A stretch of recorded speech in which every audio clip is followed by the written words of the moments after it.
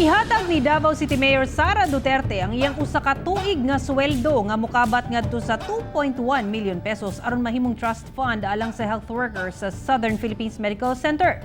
Pinaagi nini mahatagan og tag 50,000 pesos ang matag frontliner nga magpositibo sa COVID-19 sa maong ospital.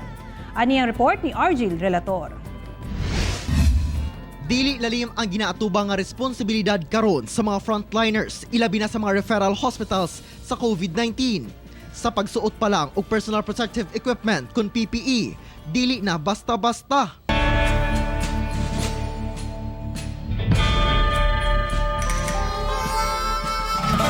Kinahanglang mag-igmat sanglit nako ang risgo kay sila ang close contact sa pasyente.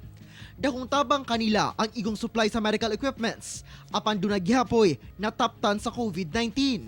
The number of employees that we had tested for the front lines, mga 300 na front lines of this were all tested and 12 turned out to be positive. So that's about 4.4%.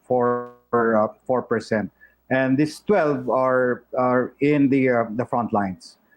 But right now, all of them were admitted, but only 2 at this time remains in the hospital. They are with moderate symptoms and they're improving. The rest already has been discharged.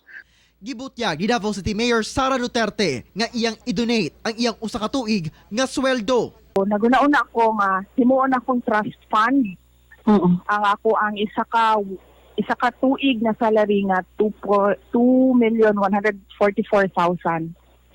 Trust fund for SPMC employees nga mahimong COVID positive. No? And then allot 50,000 each para sa SPMC na worker na mag-COVID positive. Dugang sa mayor nga dili man nabayran ang kakulba ug kahadlok sa frontliners. Apan mas maayo kuno nga duna sila kwarta nga igasto sa gusto nilang paliton aron makapahupay sa ilang gibati karon. Ako si Argil Relator para sa One Mindanao.